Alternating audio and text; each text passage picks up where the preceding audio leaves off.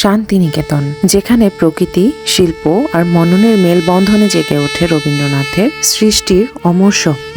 আমাদের আজকের গন্তব্য কলকাতা থেকে 160 কিলোমিটার দূরে বোলপুর শান্তিনিকেতন।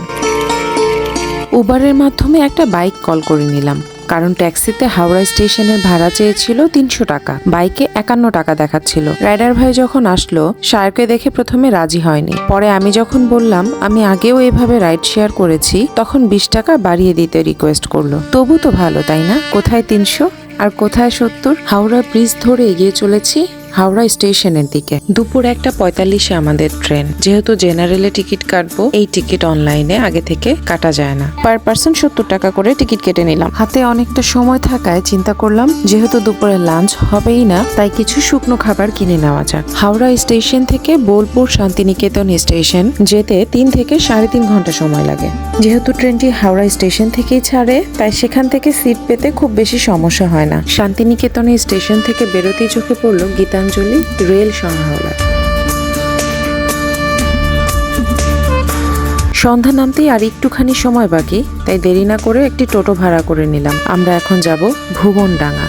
আমি আগে থেকেই শান্তিনিকেতনের ব্যাপার একটু স্টাডি করে এসেছি। আপনি যদি কম টাকায় শান্তিনিকেতনে থাকতে চান, তাহলে আপনাকে ভুবনডাঙ্গায় থাকতে হবে। এখানেই হোটেল এবং হোম স্টে গুলো পাওয়া যায়, আর এই জায়গা থেকে ঘুরতে যাওয়ার সব জায়গাগুলো একেবারেই কাছে। অনেকটা খোঁজাখুঁজি করে একটা হোম স্টে ঠিক করে নিলাম। রুমে যেয়ে একটু ফ্রেশ হয়ে বেরিয়ে পড়েছি আমাদের আজকের গন্তব্যে। যেই উৎসবকে কেন্দ্র করে আমার শান্তিনিকেতনে আজ ছুটে আসা, সেটা হচ্ছে শান্তিনিকেতনের ঐতিহ্যবাহী পৌষ মেলা, যার সূচনা করে গেছেন নিজের হাতে বিশ্বকবি রবীন্দ্রনাথ ঠাকুর। পৌষ মেলার যাত্রা শুরু হয় 1894 সালে। মহর্ষি দেবেন্দ্রনাথ ঠাকুর ব্রহ্মমন্দির প্রতিষ্ঠার পর থেকেই এই মেলা শুরু করেন। প্রথমে এটি ছিল ধর্মীয় উপাসনার একটি অংশ, কিন্তু রবীন্দ্রনাথ ঠাকুর এটিকে রূপান্তরিত করেন এক সাংস্কৃতিক উৎসবে। মেলায় ঢুকতেই বাহারি খাবার দাবার চোখে পড়ল। বাংলাদেশে খাবারের সাথে এখানকার খাবারের মেনু অনেকটাই মিলে যায়, তবে টেস্ট সম্পূর্ণ আলাদা।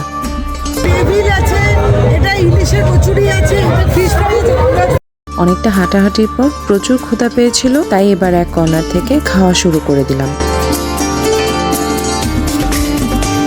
শুরু করেছি একটা এগ রোল দিয়ে। গ্লাসে সাজানো যে আইটেমগুলো দেখতে পাচ্ছেন, এগুলো সবই ফিশ আইটেম। এখানে যে ক্যাটারিংটা দেখতে পাচ্ছেন, মূলত এরা বিয়ে বাড়ির প্রোগ্রাম সহ নানান ধরনের প্রোগ্রামে খাইয়ে থাকে। ইন্ডিয়ান ক্যাটারিং সার্ভিসের আলাদা কিন্তু সুনাম আছে, যার প্রচলন আমাদের দেশে এখনো নেই। এই ক্যাটারিং এর ফুড টেস্ট করার জন্য আমি ফিশ ফ্রাই এবং ফিশ কাটলেট নিয়ে নিলাম। টেস্টটা বেশ মজার ছিল।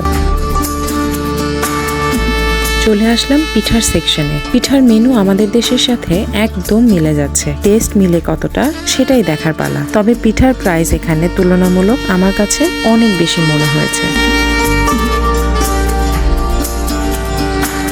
পিঠার স্বাদটা খুবই অসাধারণ ছিল। একদম খাঁটি গরুর দুধে ডুবানো পাটিসাপটা পিঠা।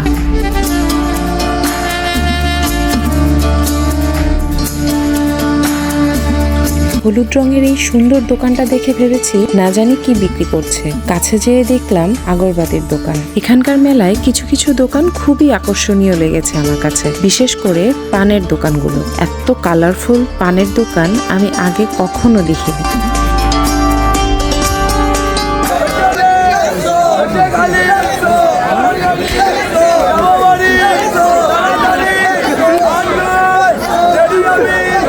এই মেলায় বেশিরভাগ জিনিসপত্রের দাম তুলনামূলক অনেক বেশি মনে হয়েছে আমার কাছে। আমার জানা মতে সোনাইঝুরির হাটে জিনিসপত্রের দাম আরো কম, তাই বেশি কিছু না কিনে পেট পুরে খেয়ে মেলাটা ঘুরে দেখেছি। কবিগুরু বিশ্বাস করতেন মেলা হলো মানুষের মানুষের সম্পর্ক গড়ে তোলার একটি মাধ্যম। শিক্ষার্থীদের তিনি এই মেলায় সক্রিয় অংশ নিতে উৎসাহ দিতেন, যাতে তারা সৃজনশীল হতে পারে এবং সমাজের সঙ্গে সম্পর্ক স্থাপন করতে পারে। হোম স্টেতে ফেরার সময় রাতের ডিনারে কৃষ্ণাদির হোটেলে শায়রের জন্য 100 টাকার চিকেন বিরিয়ানি আর আমি 70 টাকা একটি ভেজ থালি এবং 1 কাপ মটকা চা খেয়ে আজকের ভিডিও শেষ করছি। দেখা হবে আগামীকাল সোনাইঝুরির হাটে। ভালো থাকবেন।